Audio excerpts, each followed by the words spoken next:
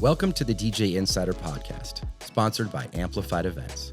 It's the only podcast where we break down insider information from our weddings, experience, and advice from over 15 years in the wedding industry. We're your hosts. I'm Mike Kane, owner of Amplified Events. And I'm Joe Obamani, the general manager of Amplified Events. Let's get into it. We're back, and welcome to the podcast. Nathan Pierson, owner of LIGO Entertainment. Hello. Thank you for having me. Yes, welcome, Nate. So glad to have you on. So tell me a little bit about your company, your DJ work, kind of how you got started. So my origin story is kind of interesting. I got into DJing about 8 years ago, whenever my wife and I got married.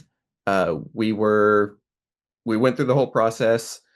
We came to love our DJ personally and what he did. So we were like, after the wedding, we're like, hey, do you and your wife want to hang out sometime? And he wasn't creeped out by that. And they agreed to it. And we became really good friends. And he taught me how to DJ. And then I came up through the company that he was running. And then I loved it so much. I've been doing it for 8 years. And about 6 months ago, I decided to start trying to do my own thing, booking my own work. I created my own company called LIGO Entertainment. And then I saw you post that you were interested in talking to people. So I reached out to you, and here we are. Yes. Oh, I'm so glad you did. And you found us through social media and then our podcast. And been listening. Yeah, I literally did a search for DJ podcasts and on Spotify, and yours guys is the one that came up. And I was specifically looking for someone that dealt with the wedding industry as well. And you guys are a great listen. I really enjoy doing it or listening to it. Thank you so much. We really appreciate your support and listening. And I'm really glad you reached out, and we're so glad to have you on. Yeah. So LIGO Entertainment, is there something behind the meaning LIGO? Like, what is that? So on top of being a DJ, I'm also a pretty big space nerd, Star Trek, stuff like that.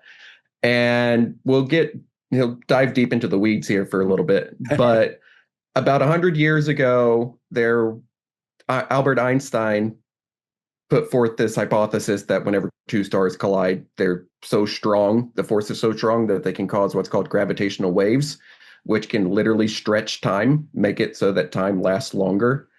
And he said we would never have the equipment, never have the ability to actually prove it.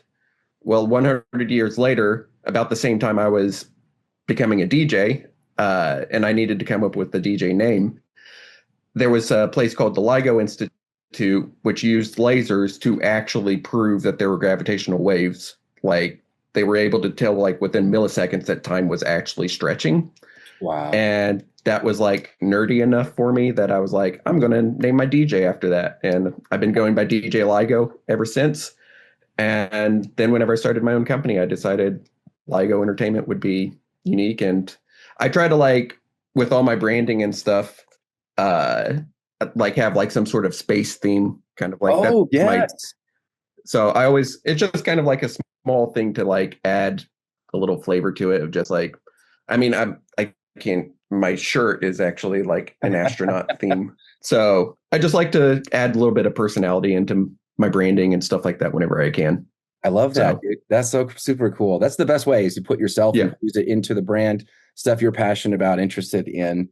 Are you a next gen guy? Do you like the originals, Deep Space? Next Generation is what I grew up on, but I will say Next Generation is what I grew up on. I love it. One of my favorite, but Deep Space Nine is arguably the better show overall. Yeah. Yeah. But, my wife went through the whole thing. We watched them all. So definitely familiar. My brother's a big next gen guy. So it's fun to meet a fellow Trekkie who loves the show. Oh, yeah. I haven't been up on the new stuff, but that's just because we don't have Paramount Plus and we have so many subscriptions. I just can't be like, I'm going to get another subscription right now. Yeah. My wife's watched a few of them. I can't keep up with them. It's too much. Picard, and there's so many. Yeah. So tell me more about LIGO. Are you guys, so it's just you right now, or do you have an assistant? Do you have other people who DJ for you? So right now it's just me. I'm bare bones starting this out. But I've been in the field long enough that I have connections that if I need some assistance, if I need a little bit of extra help, I've got people I can reach out to. But no, it's pretty much just me as of right now. The dream is ultimately to get more like where you guys are at, where I have DJs working with the company and being able to send people out. But as of right now, it's just me, myself, and I. Nice. What have been some of the biggest challenges starting your own operation, doing your own company? I think the biggest thing is marketing.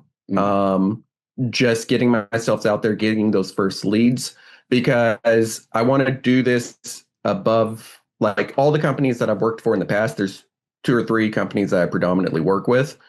I've been above the table about everything and been like, hey guys, I'm starting this. I don't want to step on anybody's toes, but just so you know, I'm starting to do this. And they've been super supportive. But I also, they don't want me, and understandably so, reaching out to clients that I've worked with to get them to promote my new business. So it's been a little bit of like getting that ball rolling of like getting started without reaching out to the couples. Like if you go on my Instagram page, you're going to see 15, 20 reviews of my work, but it's all under another company's name. Sure. I can't take those and transfer them to my company. So it's a little bit of like getting people to trust me as a DJ with my experience. Whenever they go on my Google, I've got 3 reviews right now. You know, just like getting that ball rolling, I think, is figuring out that chicken and egg situation. Yes, building that word of mouth, building that reputation, that social proof people can trust when they're checking you out, doing your research. When I got started, I had that was kind of one of the things is when I was exiting that previous company I worked for, I'm like, I'm going to reach out to my past couples and ask them for reviews. If you don't have a problem with that, then that's kind of what the plan is. So, and in return, that's like I gave them plenty of notice and trained my replacement, that kind of thing. And then I basically just was like, hey guys, I've started my new thing. Can you review me? And I think I did like a drawing that just three people won. We just drawed, randomly, and I just gave out money basically to help boost and get interest, to help grow, basically work I'd already done. And just they're supporting me as a business owner, as a DJ. They've had experience, that kind of thing. So then, of course, I reached out to other vendors I'd worked with and other venues and just start the whole ball. That's what I've been doing, is going through the vendors and stuff. I've been having wedding planners, people that I've worked with, be like, oh yeah, I've worked with Nathan. He's great. He's punctual, professional, can get the party started. Have you guys, have you attended any like bridal shows or wedding shows? I've been doing research into them. I haven't actually done any yet. That's going to be like the thing. I think my 2027 goal is to start getting more involved in those. It's a lot of research right now of like, what's the best place to spend the money in advertising and getting my name out there. I've been doing a lot of like social media work. I'm starting to put together social media ad campaigns. I've got a buddy I work with who does advertising that's helping me get all that set up and running. But I think the next step is doing those wedding shows and coming up with all the ideas and getting a booth and all that set up and running. So you're starting on social media. Have you done any like paid ads or Wedding Wire or not, or Google ads, anything like that? So I'm doing the Google ads. I'm doing Facebook Meta, or not Meta, the Meta business profile. So I'm going to be running on Instagram and Facebook. I've been told, and I don't know if like what's allowed to be said or not, but I've been told to basically avoid Wedding Wire because starting out, from what I've heard, the quality of the Wedding Wire has gone down significantly in the last 5 years, and people are paying, businesses that are just starting out are paying thousands of dollars to not get leads and get a bunch of spam. That's what I've been told. Yeah. I've known multiple people that said they're getting off the Wedding Wire network because they're just not getting the return on funds. I've been told Zola is good. I'm on Zola, been doing that. But Zola, you're supposed to pay as you're getting the leads. Yeah. Like you're not paying, here's $3,000 to get my name out. You're paying as you get the leads. So yeah. And then, like I said, I'm working on Instagram, Facebook, getting my profile out like that. Heck yeah. Now there's a whole, I don't know if you've seen Nick Spinelli's recent podcast where he was interviewing someone who used to work at the Not Wedding Wire and talking about really fascinating. I didn't see that one, but I know what you're talking about. Oh, fascinating episode. Really good. We've been advertising with them for years, since probably because my old company was advertising with them too. So long time I've had a relationship with them. And she talked about it's like an 80-20 thing. that maybe 20% of people get 80% of the leads, and the other 80% get the leads. So that's worked for us. But we pay a premium every month to have our placement and our ads with those sites. But it's been a good ROI for us, but other people have had experience with it. So my experience with them has been different than I think a lot of other vendors. Certainly, we've had really good experience with them, not less so lately with WeddingWire in terms of just getting amount of leads trafficked and then those leads converted into actual weddings. Yeah. I've heard it's really tough. I've known people that are just starting out that's saying it's really tough getting into it. It's like once you're established, I know a lot of people that do use those and have a lot of success, but companies that have been established for 5, 10, 15 years. Yeah.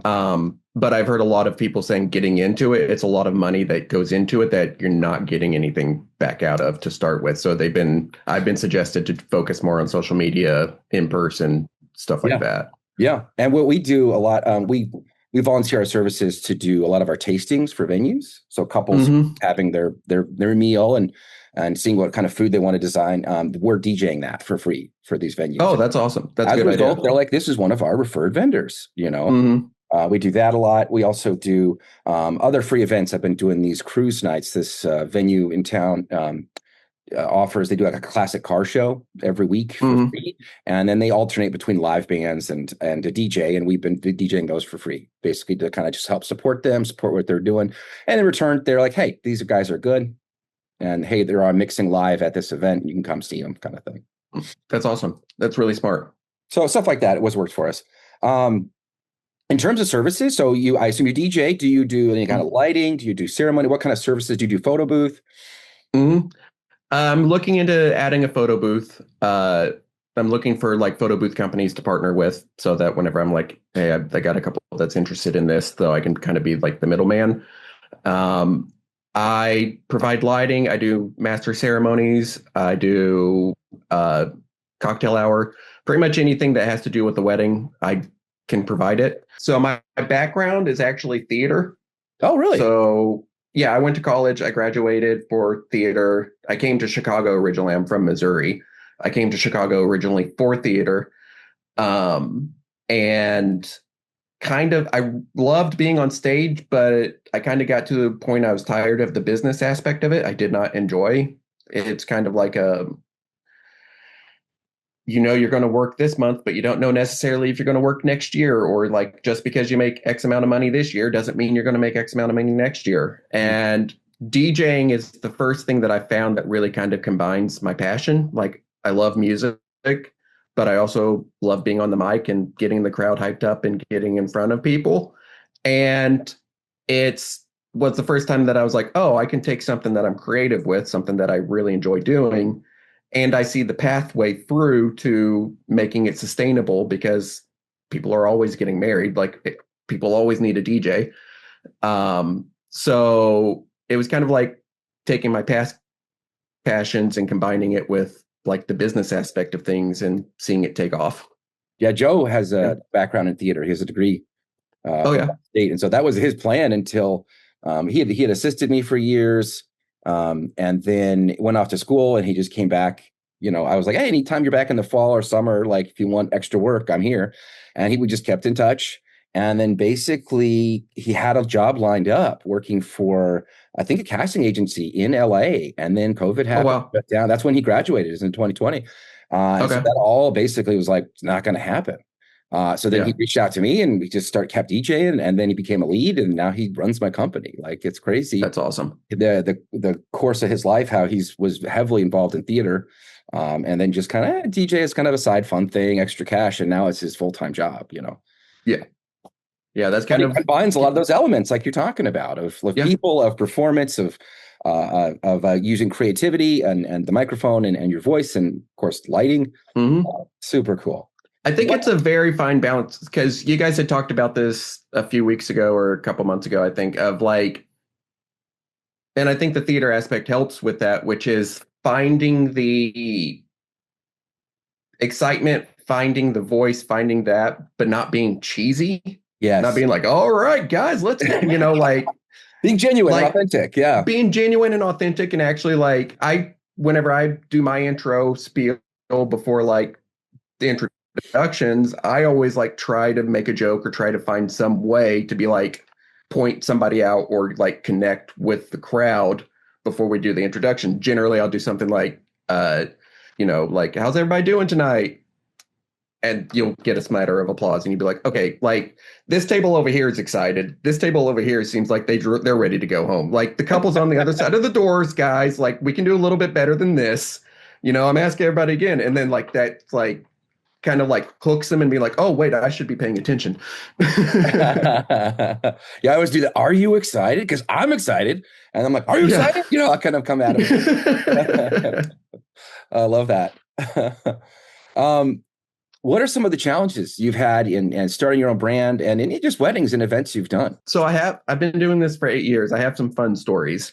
So generally, like whenever it comes to the DJing and the professionalism, the timelines, like I've got that down pat. The biggest challenge right now, I said, is just kind of like getting the brand up and going, because that's not my personal background. It's kind of, even though I'm a theater background and all that, it's kind of unusual to be like, hey guys, I'm really good at this. Please come to me and do my service. It's really awkward to like, I was raised country. We're not supposed to like sell ourselves. Yeah. Sell ourselves. So the selling yourself. But last year was a really interesting year, not because of the business overall, but I had this really weird streak of illnesses, not me personally, but like I had 3 different weddings. One of them, there was the officiant, like 10 minutes before the ceremony was to start, was vomiting in the bathroom and had to leave. Oh, like 10 minutes before. So the bride's father, who was actually ordained, walked her down the aisle and then turned around and performed the ceremony as like a last minute fill-in. Wow. Which like, that's just like, I love like that type of stuff where it's like making lemonade, because it's like, one hand, like, no, you don't ever want your officiant to get sick. But now, like, how many people can say their father married them to their husband, like, was their officiant at their wedding? It's kind of like now, kind of like a cool story, like 15, 20 years, people who attended that wedding are going to talk about. So it's just like different ways like that makes it memorable. The craziest story that's probably ever happened to me personally was the time I almost got into a fist fight with the groom's father. Oh my gosh. Sounds a lot worse. I was not an instigator in this. This was actually early on in my career. I was assisting somebody. And I should have known from the beginning, because during cocktail hour, at the time the company I worked for required turntables. Like we could use Serato, but we were mixing off turntables. Platters, yeah. Yeah. And he comes up and he goes, hey, this is great. You guys are mixing off turntables. I was a DJ back in the 80s. Oh, no. Which I should have known. Looking back now is like, oh, okay, that's not a good sign. And then he looked at me and he's like, what are you doing here? I'm like, I'm here to assist him. And he's like, why does a DJ need an assistant? I'm like, oh, we're already getting started with this. And as the night goes on, he's drinking and he's drinking and he's drinking more. And he comes up and he just starts telling the DJ what he needs to play. And not like asking for him. He's like, you need to play this. You need to play this. And he came up and he kept asking for Brick House. You got to play Brick House. You got to play Brick House. And so the DJ plays it. And you know how we DJ? We don't ever play the entire song, but he played a solid 2 minutes of it. And he mixed out and went to a different song. And he came up and he was like, you got to let that entire thing play. You can't cut it. And at this point, he's basically like berating the DJ. So I'm like the assistant. I'm like the DJ. My job is to make sure the DJ can do his job. So I like step in. I'm like, excuse me, sir. If you have any questions, and he shoves me and he goes, don't touch me. And I didn't touch him. He was that drunk. I literally just like stepped in between him. And it was one of those situations that if it was anybody else except for the groom's father, I would have had security throw him out immediately. Yeah.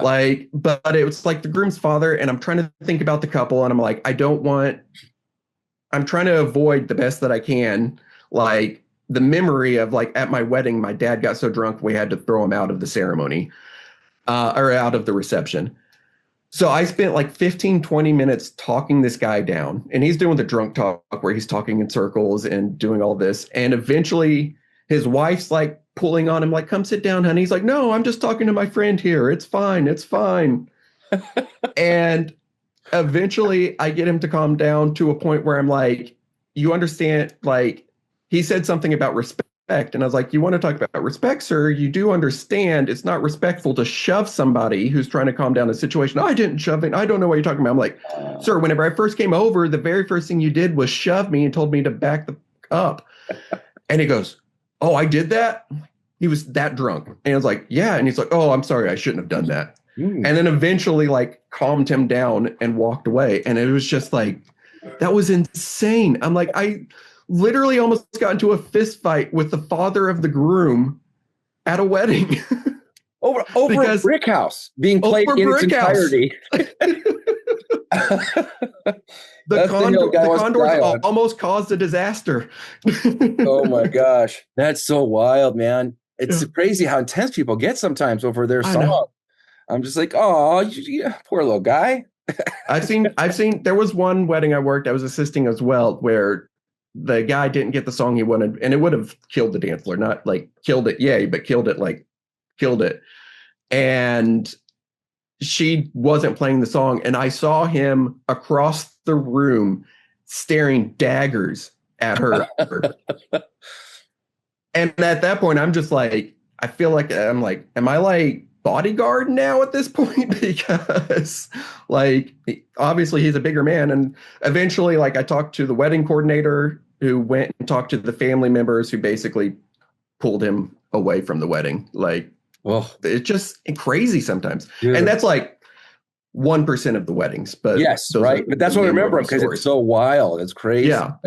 That like, wow, you're gonna get a fight over this. Yeah. You might go to jail. You might ruin the night over a song, over Brick House. Great song, but not that great of a song. Yeah. I love Brick House. It's a great song, but come on, man.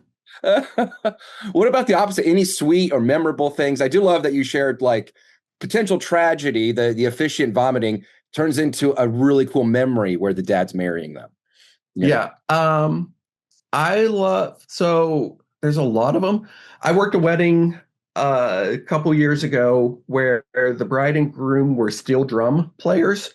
Like had like, and as a performance, it's on my Instagram page. It's not steel drums, but just like a set of drums. They surprised everybody by bringing the drum sets out and did like a 5-minute performance of it. And it was just really cool because they were like really good at it. I love small stuff like that. That's just like really memorable. I did very unique to them as a couple, that they're both percussionists and and that wedding killed. Like it was like 80 people and they wanted a 4-hour dance floor. And I'm like, guys, I didn't say it out loud, but I'm thinking in my head, I'm like, 4 hours, 80 people, like this dance floor is not going to go. Like I can see it by like 11:50. I'm going to be shutting things down early. No. Their group of people were on the dance floor the entire night. Like it was one of those, like, it's not the size of the crowd. It's I don't know what the dog in the fight, I guess. The heart. The crowd, They came like from the very first song to when I finished the night with Toto, they were crushing the dance floor. I had a wedding where the couple went to Purdue. They met at Purdue. And the wedding party surprised the couple. The bride and groom didn't even know about this. They had the mascot from Purdue come in, and Purdue Pete. Yeah, exactly. And the wedding coordinator reached out to me separately and said, can you have like the fight song and everything ready to go? And I get on the microphone and I kind of like, just as a surprise to the couple. They don't even know this is happening. We've got a special guest that's arrived all the way from, I'm forgetting the town. West Lafayette, Indiana. Yeah. West Lafayette, Indiana. West Lafayette. And at that point, people start cheering and it's like, Purdue P. And he comes out and he's getting the crowd hyped up and they're flipping out. And like, I just love like stuff like that. Like things that are just unique, like something that's like, will this work?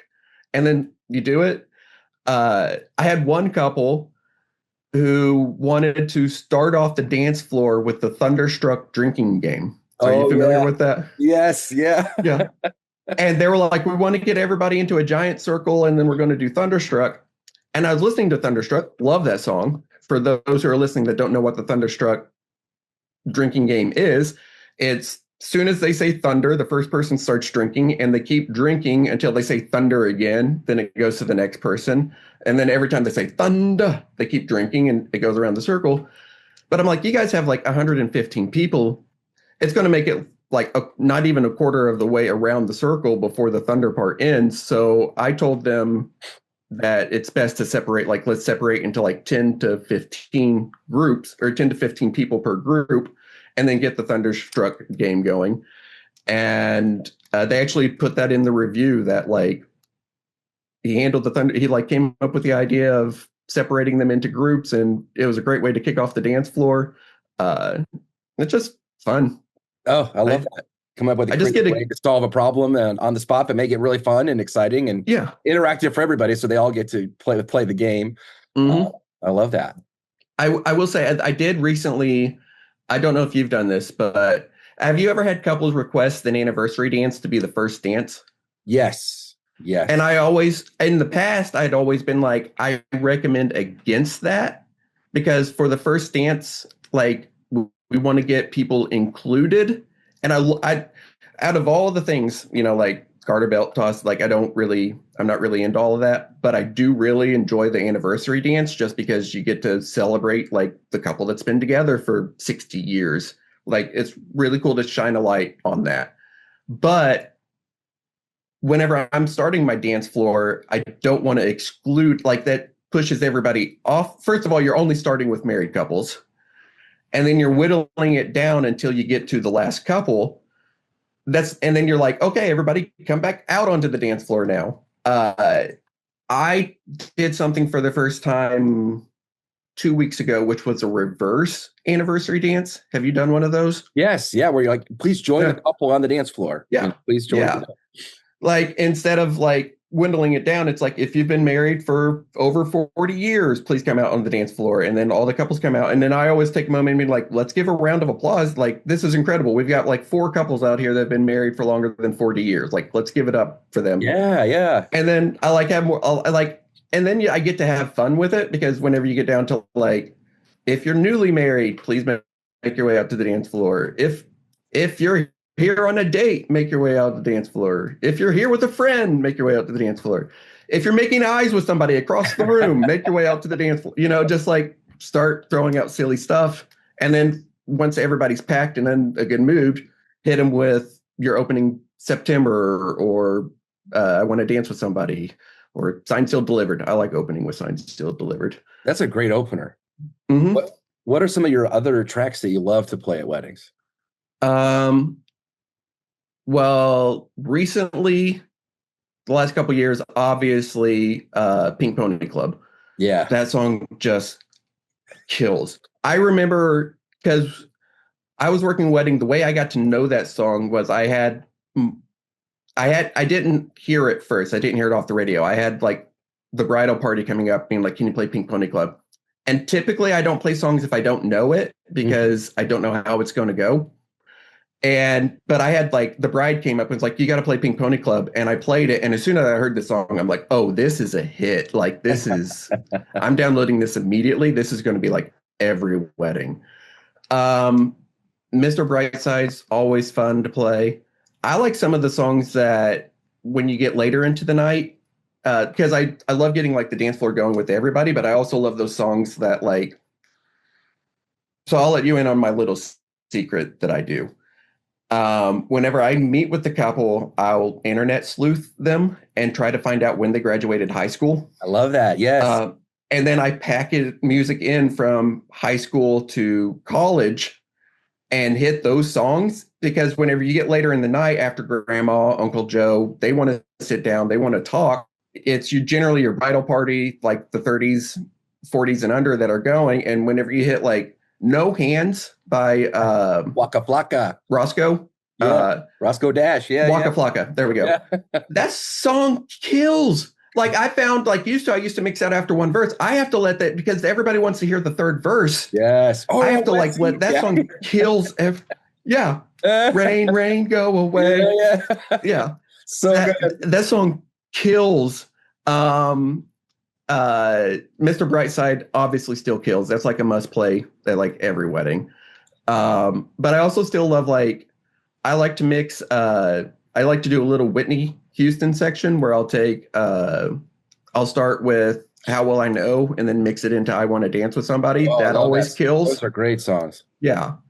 I have fun little mixes like you're reading the floor, but you got in your back pocket a couple mixes that might make somebody ears perk up and be like, oh, that's kind of a cool transition. Do you have any tracks that are like, I love this song, but it's too good for most crowds? Like if don't love it, they don't respond well, I'm not playing it because it's too good of a song for you guys. I've got two that come to head. One, the Humpty Dance. I love the Humpty Dance. I mean, his name's pronounced with an umpty. What more can you ask for? Yeah, I love the Humpty Dance, but it doesn't 90s I've noticed is kind of weird. It's like 80s is really big. You've got your 60s and 70s, but 90s can be hit or miss. Sometimes it's like they just I'll play Poison and it's like, okay, this crowd's really into Poison or this crowd's really not into Poison. I just noticed their mid 90s is kind of in a weird transition phase. Yeah. Chris, this is how we do it. A lot of those tracks are great. A hot stepper, but it's a weird age range that likes that or knows that music. Mm-hmm.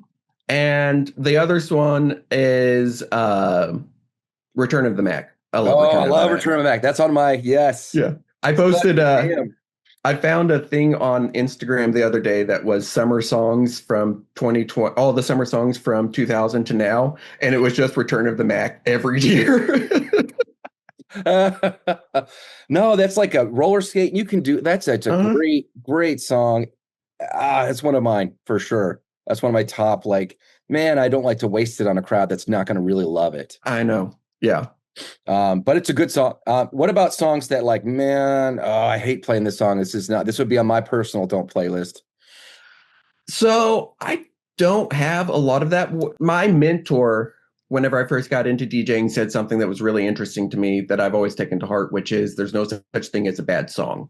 You can't have as a DJ, there's no such thing as a bad song, because even if it's just a drum beat going over and over and over, if it connects with one person, who am I to say to that one person that your connection to that song is wrong? It brings out an emotional thing. So if it gets a crowd hot, I used to hate Call Me Maybe, but I play it at every one of my weddings, because it connects with people. That being said, the Chicken Dance is a terrible song. Yeah. Objectively, it's just a terrible song. It's just so cheesy and it's a lot. Yeah. And I mean, and you know this, 90%, 95% of my do not plays are no line dance songs. Yeah. People don't even want the wobble, they don't want, I worked a wedding last weekend and it was downtown Chicago or West Chicago. And I was in an elevator going down and there's a bar that's connected to it. So there were people that were from the bar in the elevator with me and we're just making small talk. And they're like, so what do you do? And I'm like, oh, I'm a wedding DJ. And they're like, oh, how often do you play the electric slide? And I'm like, I've been DJing for 8 years. I played the electric slide maybe twice. People don't want that song anymore. People don't want the cha-cha slides. But personally, the only thing I would be resistant to play, dragging my feet to, would be the Chicken Dance and Cotton Eye Joe. I do not like those two songs. Cotton Eye Joe is on my list for that. I'll play it if people want it, but I'm not a fan. Not part of my soul dies a little bit when I have it, but I'll be okay. So. Which is funny because my wife likes that song, and then she got my kids listening to it, and it's hard. I had one veto on music because my kids love to listen to Spotify. They love playing they have their own playlists and stuff. And I feel like I had one veto, and that was Baby Shark. I established that a long time ago. There's no Baby Shark in this house. And then the Cotton Eye Joe snuck in, so they listen to that song all the time. They found another one. They found a song with no soul and a lot of repetition. Yeah. What advice do you have for couples looking to book a DJ? Things they should look for, things they should avoid. Talk to the DJ first. I've worked with the company in the past that they didn't have the couple meet with the DJ beforehand. Like they did the interview process and then sent it to the DJ, which works for them, but I don't like that. I feel like you as a couple, you need to know, is this DJ going to vibe with me? Like, can I have a conversation with them? Do they understand what my vision is for this? Like, not everybody wants a raging dance floor. Do you want something that like more sing-along songs? Do you want, and like, do you feel confident in this DJ to be professional, to follow a timeline, to get things moving? Because it's the DJ's, like, if there's no, I've worked weddings where there's no coordinator, there's no planner. It falls on the DJ to be like, guys, it's 5:00. We need to move everybody inside. We've got to, okay, it's time for speeches. Let's make sure this, like, I'll go to the bride and groom. Who are your speakers? Like, who are the best man? Who's the maid of honor that are giving their speeches? So I can go to them and be like, hey, your guys' speeches are coming up. Are you ready? Like, all of that stuff falls on a DJ whenever there's no coordinator or planner, or you have to work with the coordinator or planner to make sure, and the photographer, because the photographer is going to be pissed off if you start speeches or first dance and they're off getting pictures of the grandma. They're not set up. Like, you have to have somebody that is part of this universe, not just DJing, but wedding DJ. Somebody that's personable, somebody that you feel comfortable talking with, somebody that gets you excited about your vision, about what you want for your wedding day. And those are, and just research as well. You got to make sure. I've seen a lot of horror stories online about DJs that were just kind of like, I'm trying to think best way to word this. Don't go with the DJ that's racing to the bottom payment wise. Yeah. Like, it's expensive. I will admit that expensive. We all know it's expensive, but it's expensive for a reason. And typically, if you're just bargain hunting, you're going to get a bargain DJ, if that makes sense. Yeah. And the other clue that I would give is don't hire the DJ that works at the club you really like. I've talked to couples, coordinators, planners. Almost every horror story starts with, it was a DJ they knew. It was a DJ at the club they liked, because that DJ knows how to work what he does at the club. Does not mean he's going to know how to get your grandma, how to get your Uncle Joe, how to get your Aunt Sarah out on the dance floor, how to read that, how to make sure he's not going to get wasted, because a lot of times at clubs they're getting free drinks. Yeah, or like, cooked up or whatever, you know. Yeah, all sorts of stuff. Professional, shows up on time, has its own equipment. Like, all of these things are key. Announcements, and productions, timeline coordination. Yeah. Somebody that's on. I did I got connected once. There was, and the wedding went fine actually, but there was a couple who really liked a club DJ, but he hated being on the microphone. So I got connected through a friend to literally come in and be the MC. And once the dance floor opened, I was gone, but I was brought in, paid money to literally do announcements, get the crowd hyped up, and then leave. It was a super easy job, and that went smoothly. But I would say, as a general rule of thumb, make sure they're a wedding DJ, not just a DJ, if that makes sense. Yes, absolutely. And I totally agree with you that, like, if you're looking for a DJ who's racing to the bottom, you can't expect a great quality experience from that. My friend and mentor, Eric Jager, says that you can't expect a cheap DJ and great reviews. You can't get both of those things. You shouldn't expect both of those things. What I've heard a lot happens is they get scammed. Like, what'll happen is that DJ will call in the day of and be like, oh, I got sick, my car got hit, I've got another DJ that comes out. That DJ goes out, and then I've been reading horror stories where the DJ that replaced him isn't getting paid, and the guy just made off with the money. Bro. Like, it's just, you got to watch out for that stuff. We got a call yesterday for August 8th. So, like, not this Saturday, but next Saturday. DJ emergency, DJ backed out on us. We need a DJ. And I'm like, yo, we've been here for years, and you're reaching out now because your DJ who was cheaper than us dropped out at the last second, and now you have an emergency. And I'm like, we're fully booked. I don't have anybody. And that's breaks my heart. And that's where I'm at right now as far as like marketing is. I've got my set price, but I'm thinking of like running a special like through August of like if you book with me before August or before the end of September, you can book it at this price. Yeah. But I'm also wary to be like, I'm not going to lowball that price less than what I'm overall worth at the very minimum. Yes. It's more of like, this is just to get things up and running, to get those reviews that I need. And then like, as the business goes on, picks up more, then I can go back to, I can keep it steadfast at like, this is my set price. Yeah. And that's part of a strategic approach you're doing to help build your reputation, get word of mouth going. And that's the cost you're paying for marketing. I look at that as it's a marketing cost. Same way we DJ the tastings for free. It's a marketing cost. We're building. I still pay the DJs to do that tasting. We're doing one this Sunday at a local, literally a local place where we do a ton of work. They give us 15 to 13 weddings a year, 15 to 30 weddings a year. And we do 4 or 5 tastings for them a year. So it's like 4 hours each time. I pay the DJ usually $250 or so. And they're basically running background sound. They're DJing. And they're having the microphone for the announcements, introductions, that kind of thing for the food. And that's it. And then, the venue, they don't have that. And it looks great. It's a win-win. But I look at that as a marketing cost. That's kind of what I file it under, because that's what we're doing. We're literally helping out a local person that sends us a lot of work. And we're paying to do that through our work. And you're building a connection with a local company, local potential event. Like if they're running any other events, you can connect with them on that as well. Yeah. You're at the top of the mind. Trust and rapport. I'd rather work with the same people who know what they're doing every weekend than work with a bunch of strangers and have to navigate that every single time. So we'll do both, but I want to do more of my work that's very like you can set your watch by it, kind of thing. I saw a meme online a while ago that was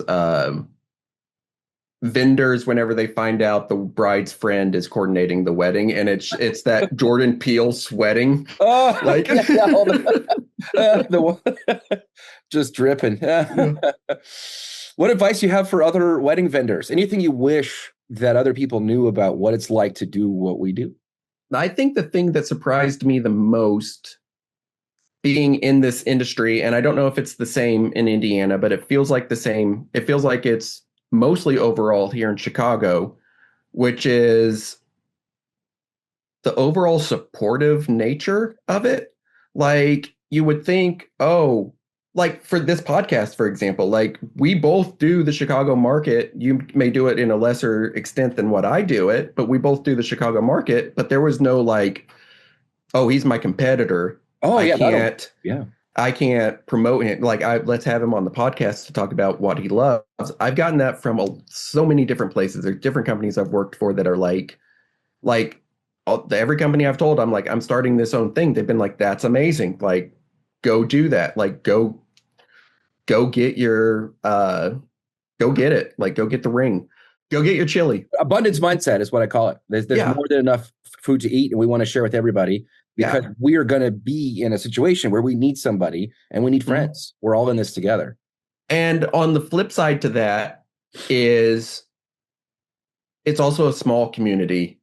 So don't screw people over. Yes. Like I had one person reach out to me about potentially working with them. And I went to the head of the company that I work for, and they're like, listen, it's not my place to tell you who to work with, not to work with, but this has been my experience with them in the past. Yeah. They've reached out to me because they've double booked themselves multiple times. And I generally don't feel appreciated enough for stepping in and helping them, because that can happen. Like there's a lot of like a company will step in and help another company, which I think is really awesome. You don't hear about like CVS isn't going to step in and help out Walgreens, but that'll happen here. But there is a certain like mutual understanding of respect. Yes. And like, if you don't show that respect to the other DJs, you don't show that respect to the other companies, it can come back and potentially bite you in the ass. I don't know if I'm allowed to say that. But, absolutely. Yeah. Bite you in the ass because you don't want to that's why my focus so big has been on not burning any bridges while I'm getting this up and running. I've been above the table with everyone. I've been like, this is what I'm doing. If you're uncomfortable with certain aspects of what I'm doing, please let me know. And I've had one company basically be like, we don't want you using our couples for reviews, which is perfectly fine. I understand that. It does make it a little bit more difficult, but I'm going to take the more difficult route rather than upset or potentially burn a bridge. Yeah, there's ways around that for sure. That'll work. Everybody wins. Yeah, because I mean, and I think about in the future, like I've never been late. I've never no-showed, but like there's always a potential of an 18-wheeler back-ending you on a highway, like. Yeah. Yes. And if that happens, I like knowing I have companies I can reach out to and be like, hey, I've got this reputation built up with you. I've worked with you this amount of time. Like we're on good standings.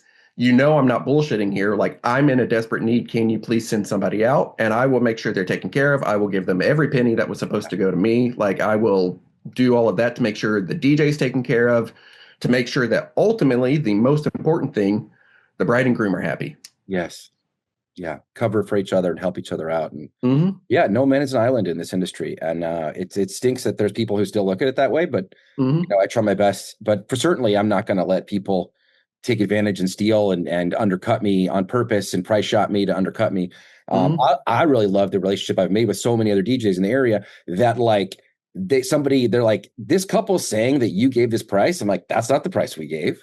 Like so they don't know. A lot of these couples don't know that we'll talk, that us DJs all talk. And it was like, no, that's not what we said. That's not what we said at all. But like, or that like, yeah, this venue, I think something's weird going on there, or someone's like just got fired, or something's goofy going on here. And I just want to get some clarity. That happened this week where I'm like, I reached out to one of my DJs because I thought some vendor was kind of doing me dirty. And he was like, here's what I know. And here's, what you should probably do. But I really value that inside input from people who do this job. And I want to be somebody that's easy to work with our couples, easy to work with other vendors, and even our competition, that you can call it that.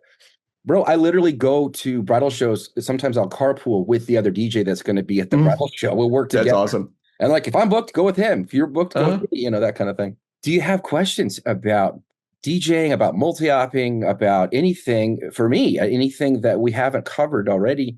We can, of course, continue the conversation after the podcast, but I just thought, as you're getting started and you're wanting to grow and build your name, and to me, it seems like you've got all the skills, you're excited, you're energetic. This is going to go really well. I can see you growing this and it being fantastic. And I want to get your number because all the time we have, I can't do this one, I'll just send it to you in Chicago area, that kind of thing. Absolutely. Would love that.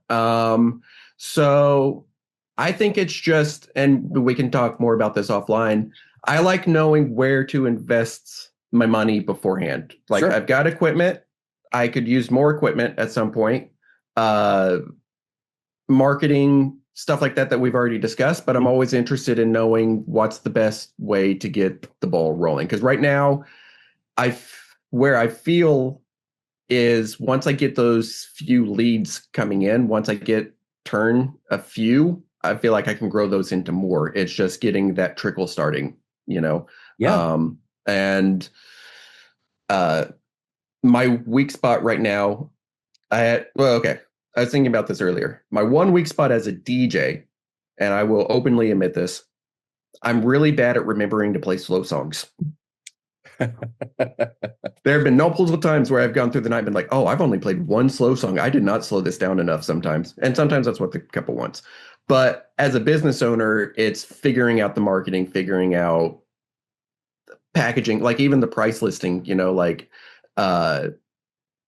doing different packages. Like they say AI, ChatGPT told me the best way is to have multiple packages, but my original idea was like, here's my package, here's my cost, ceremony's an add-on, cocktail hour is an add-on, this is an add-on, but it was like, no, you should really do packages. And I'm like, figuring all of that aspect out is interesting for me.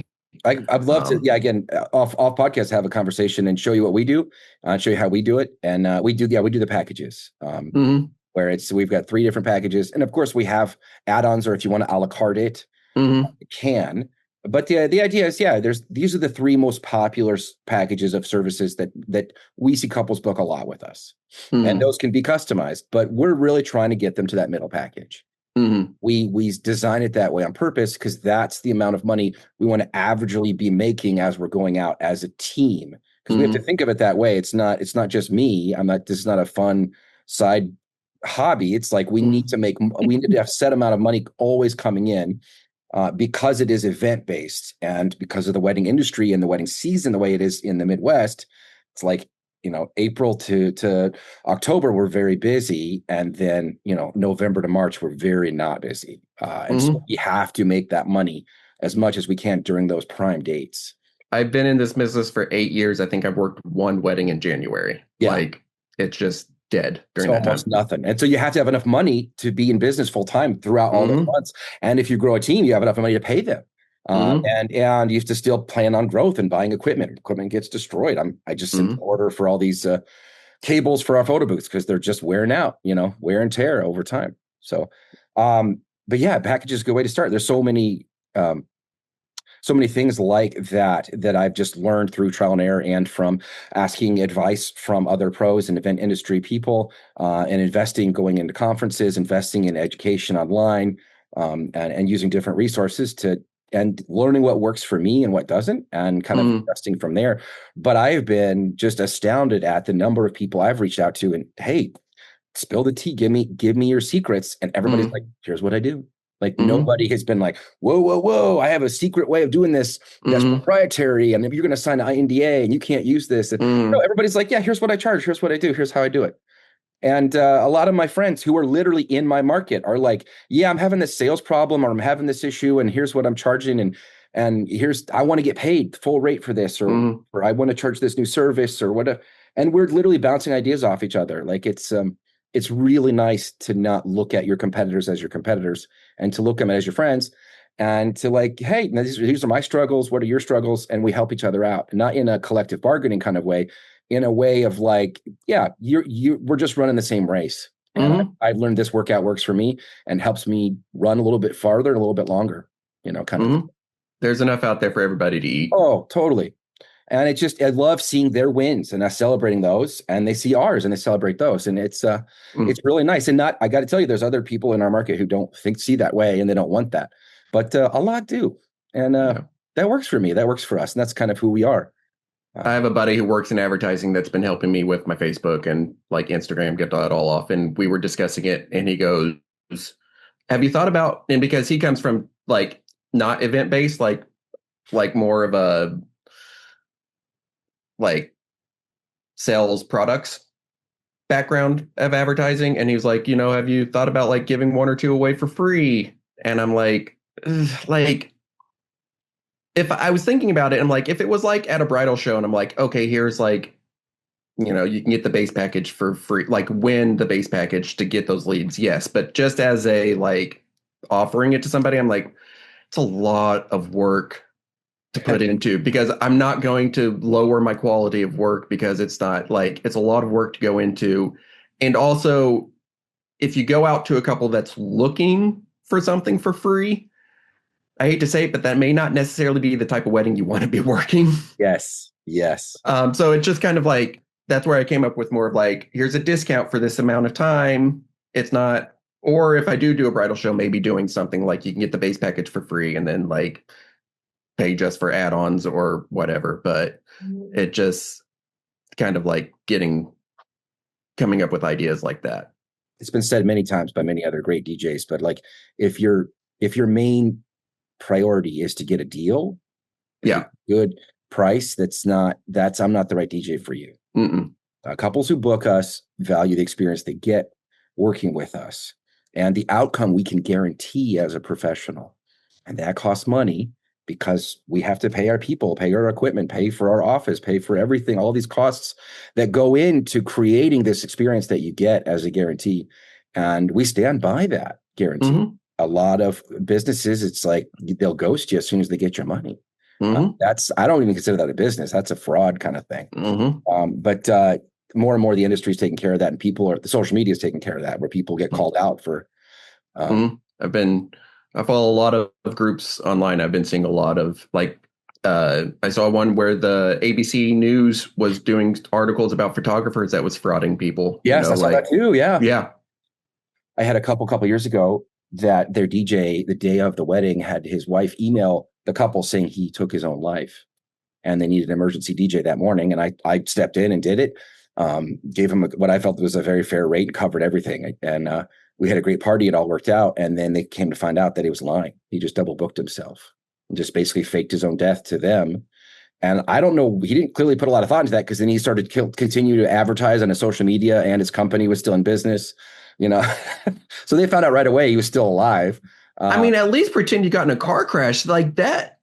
Yeah. Something I mean, I don't want to give ideas, but that just seems like, sorry guys, I can't make your wedding. I'm dead.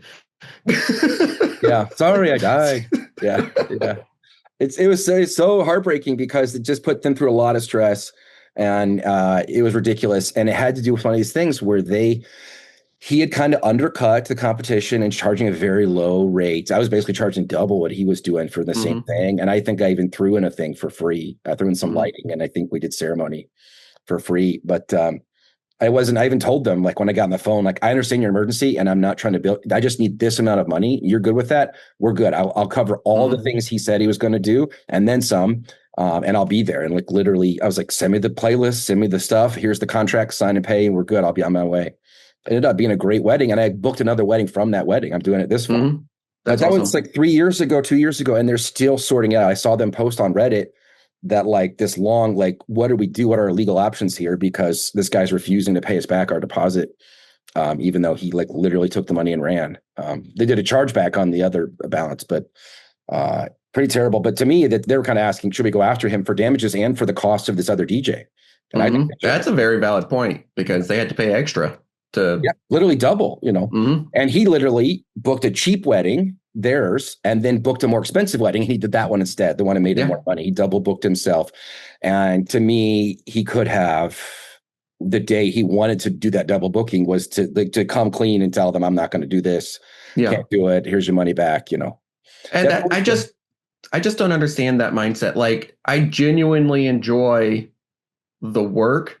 I genuinely enjoy, like, for me, it's like almost a pride, I guess, almost like, next to the birth of your children, this is going to be one of the most important days in a couple's life. Like, what kind of asshole do you have to be to be like, no, I'm just going to throw it. I'm just going to make it a complete disaster, make it all about me. And I just don't understand that mindset. Yeah. And if the guy had charged the going rate to begin with, if he making enough he wouldn't ban in that gig. Yeah. It just, Yeah. If you let couples dictate what they're going to pay you, then you're going to always, and then you're never going to make more money. Everybody gets a discount. Everybody gets a deal. Nobody's paying full price. I mean, it's a race to the bottom. It doesn't make any sense. And it's how can you grow a company and pay your bills and support your family? Everybody intuitively gets this with any other job. You're not price shopping for surgeons, like, you want the best doctor and you're going to pay for the surgery. Plumbers, electricians, I always bring up the trades because it's kind of a joke. Like, people who do bad work in that and take the money and run, they get found out right away in the industry. And you would never think to, like, let me get such a deal and tell you how to do this thing that you're doing. It's insane. But it has to do with it. People are still, it's an education piece we as DJs need to continue to do, is to explain what we do, why we do it, how we do it, what the value you're getting for your money, and why that's worth paying for it on a very important day in your life. This is not a second chance kind of thing. And if you're already putting so much money into food, putting money into everything else, like, you need to put the money into the DJ too. Because, like, I've had so many people say, like, not say this in these exact words, but essentially, like, they're not going to remember the flowers. They're not going to remember, they might remember the food if it's really good. They're going to remember the DJ. Like, I remember good DJs weddings I've gone to. I remember bad DJ weddings I've gone to, like, it's worth investing in for the day. Like, I would say it's one of the most important investments of the day for the most part. Absolutely. And the great Nick Pinelli says, you're going to spend this $10,000 on your wedding. You're going to have a bad time. You want to spend $500 on your entertainment for the actual party to suck? That's no good. And I don't want it down on any other trades. I've had florists on the podcast. I've had lots of vendors who are fantastic at what they do, and they're worth every penny they charge. They're really good at what they do. And they have that same complaint about couples that like, they don't want to pay for this. I'm like, well, this is a wedding. You don't have to pay for this. You don't have to do any of this. You don't have to have a wedding. You can literally go to the courthouse and do like a cake and punch in your own backyard. But if you want a big, expensive party, it's going to be expensive. If you want all this, what are your priorities? If you want it all, you got to pay for it all. That's it. A lot of people, they pay their high ticket item on one thing, and they're expecting their other vendors to make it work for their budget. And I just don't. I take issue with that. But yeah. Yeah, I'm kind of running out. I don't have too much else. Anything else? I feel like I could talk for another hour and a half. Right. But I'm sure your listeners are probably like, at some point, this is like a 2.5 hour program. What is this? Yeah. I try to keep an hour or less for most of our podcasts. And other than that, people are always welcome to listen in next week kind of thing. And but I so appreciate you coming on the podcast, Nate. And I so appreciate you sharing your passion and what your interests are and how you became doing what you're doing. For people who want to work with you and want to have the experience you're talking about, and what's the best way they can reach out and work with you? There's multiple ways. I've got my Instagram, dj.ligo.312 is my handle on Instagram. I'm sure whenever you guys post this on Instagram, you tag me. My email is nathan@ligoent.com, short for LIGO Entertainment. So, and my business number, you can reach me at 847-496-0851. Awesome. Well, Nate, thank you so much for coming on the podcast. Really appreciate it. Definitely come back and see us. We'd love to hear more about what you're doing. And man, really appreciate you being on the podcast. And everybody, we will see you at your wedding. Thank you.